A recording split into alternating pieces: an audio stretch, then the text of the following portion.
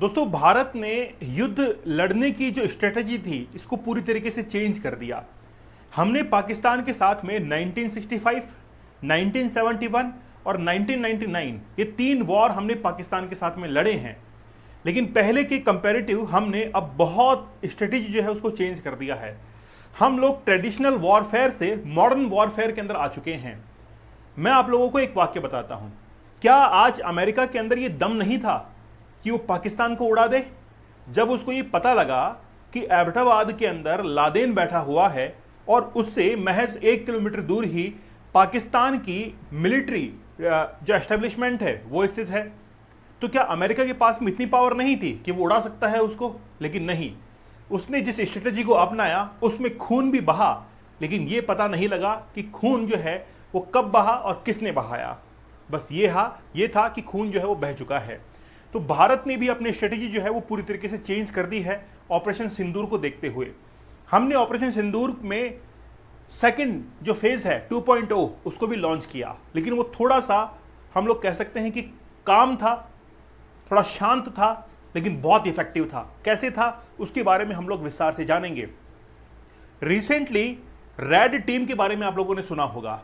Red team एक ऐसी team जिसने गाइड किया कि आखिरकार हमको कैसी स्ट्रेटजी अपनानी चाहिए। जब दुश्मन देश को यह लगता है कि भारत के 3 रफेल गिरा दिए हैं, लेकिन जब हम लोग अपना स्टेटमेंट देंगे तो ये कहेंगे कि तुमने हमारे 3 रफेल नहीं गिराए हैं, उनके मॉडल्स को गिराया है।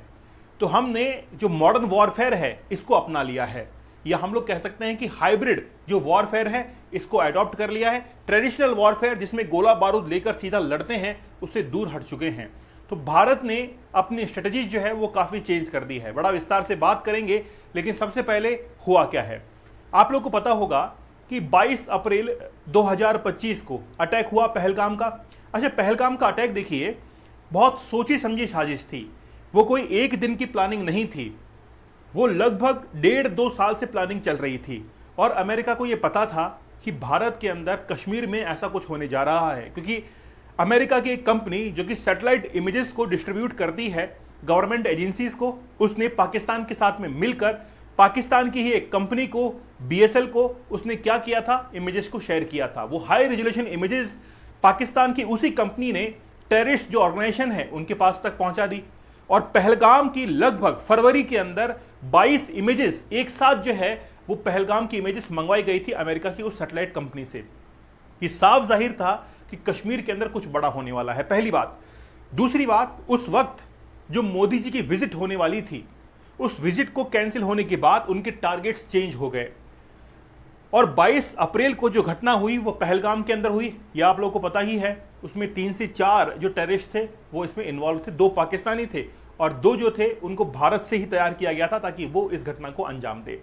साथ ही के अंदर OGWs का भी यूज किया गया। चाइना के अंदर जो सैटेलाइट फोन्स बने थे उनका भी इस्तेमाल इसके अंदर किया गया। ऐसे बहुत सारे जो फैक्ट हैं वो आज आप लोग के सामने होंगे। लेकिन इन सब के बीच पूरे विश्व के अंदर यह लग रहा था कि भारत जो है रिटेलिएट करेगा और पाकिस्तान से पीओके ले लेगा और पाकिस्तान को नेस्तनाबूद कर देगा। जबरदस्त वॉर जो है वो छिड़ने वाला है। अच्छा, एक बात और है, जो आतंकवादी थे उनको भी यह पता नहीं था कि हमारी इस हिमाकत से भारत और पाकिस्तान के बीच में वॉर छिड़ जाएगा। तो बात यह है कि भारत ने जवाब दिया, लेकिन किस अंदाज में दिया उसके बारे में हम लोग बात करेंगे कि भारत का जो वॉरफेयर स्ट्रेटजीज है वो कैसे चेंज हो चुकी है उसके बारे में हम लोग बात करते हैं।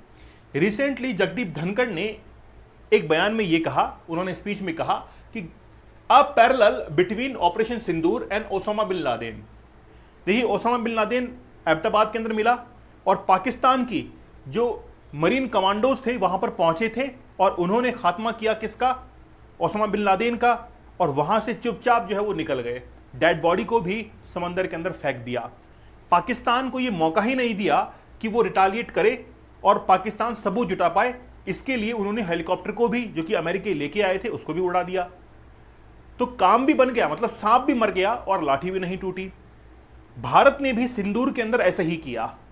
भारत ने जो 9 आतंकवादी ठिकाने मार गिराए हैं उसको लेकर पाकिस्तान के दिल में चुभन है, क्योंकि उसके अंदर जो लोग मारे गए हैं, जो आतंकी मारे गए हैं, वो पाकिस्तान की आईएसआई के लिए काम करते थे।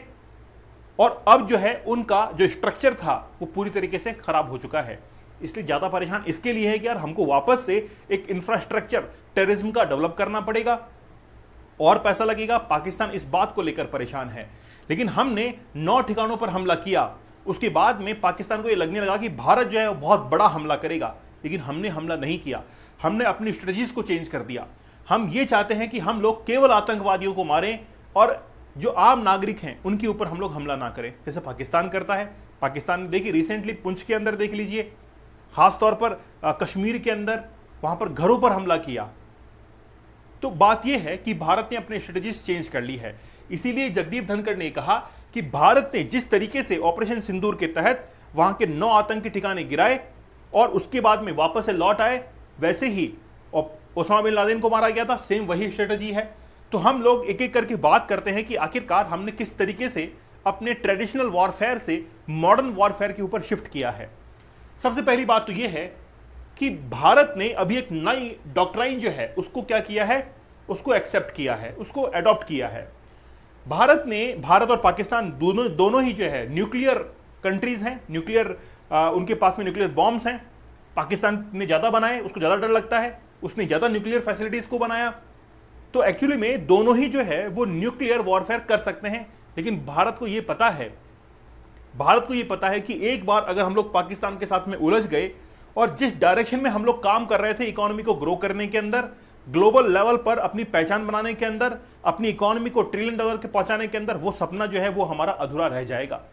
लेकिन जब हमने वार किया तो हमने प्रिसाइज स्ट्राइक्स की, साथ ही के अंदर हमने कराची से लेकर रावलपिंडी तक पाकिस्तान में घुसकर जो है उनको मार गिराया और वापस से हम लोग लौट आए।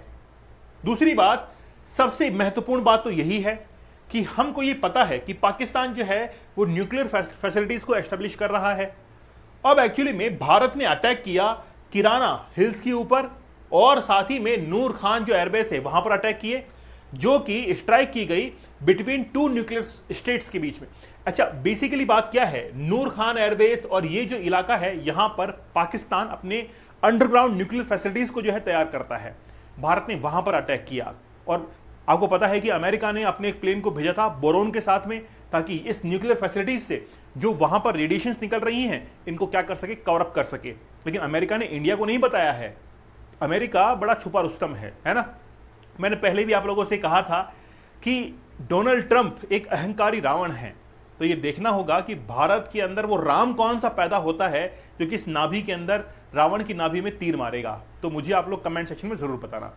तो भारत ने अपनी कैपेबिलिटीज को जो है वो शिफ्ट किया है, स्ट्रेटेजीज को चेंज किया है। तीसरी सबसे बड़ी बात यह है कि भारत ने सर्जिकल स्ट्राइक की 2016 के अंदर, बालाकोट एयर स्ट्राइक की 2019 के अंदर।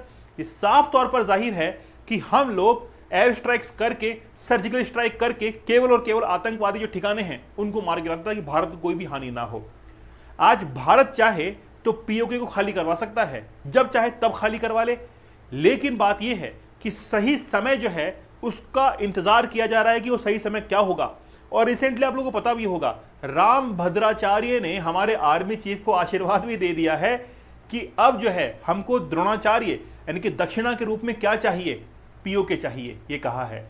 तो आप समझ सकते हैं कि हम लोग जिस तरीके से आगे बढ़ रहे हैं वो वाकई में बहुत तारीफ काबिल है।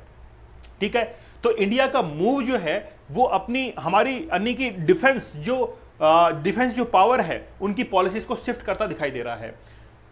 चौथी बात यह है कि बलूचिस्तान और खैबर पख्तूनवा, ये दोनों इलाके, बलूचिस्तान के अंदर जब भी डिस्टर्बेंस होता है पाकिस्तान भारत के ऊपर इल्जाम लगाता है कि ये भारत ने किया है, और ऐसा कुछ भी नहीं है। भारत कभी भी जो है वो बलूचिस्तान को डिस्टर्ब नहीं करता है। मीर बलोच ने कई बार कहा है कि हम लोग अब आजाद हो चुके हैं और भारत अगर हमारा साथ दे, देखिए अगर भारत साथ देता उनका तो पहले से ही वो कहता कि भारत का धन्यवाद कि हमारा साथ दिया, लेकिन वो कहता है कि अगर भारत हमारा साथ दे तो हम लोग पाकिस्तान से इंडिपेंडेंट हो जाएंगे। तो बलूचिस्तान को लेकर और खैबर पख्तूनवा को लेकर जो कि अफगानिस्तान और पाकिस्तान के बीच में कॉन्फ्लिक्ट का कारण बना हुआ है, यहां पर भारत की तरफ से कोई डिस्टर्बेंस नहीं है।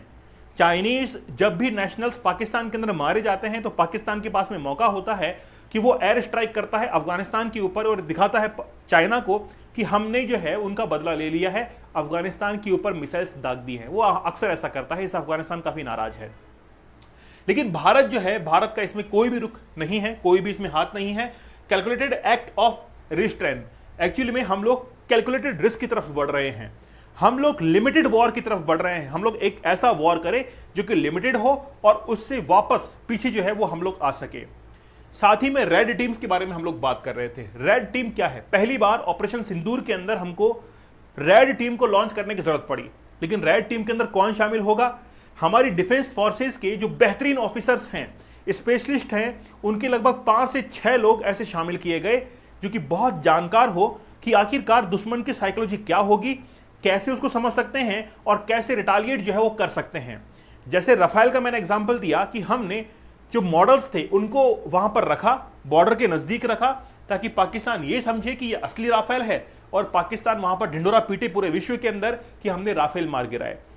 एस जयशंकर साहब ने ये कहा कि हमने 36 राफेल खरीदे थे और तुम्हारी इच्छा हो, दिन हो या रात हो, अमावस्या हो या पूर्णिमा हो, तुम्हारी जब इच्छा हो तो हमसे 36 जो राफेल हैं उनकी फोटोग्राफ्स या फिर उनकी निगरानी या फिर उनका निरीक्षण जो है वो फ्रांस कभी भी कर सकता है कि उनको कोई भी नुकसान नहीं पहुंचा है। इससे बड़ी बात विदेश मंत्री और क्या कहेंगे?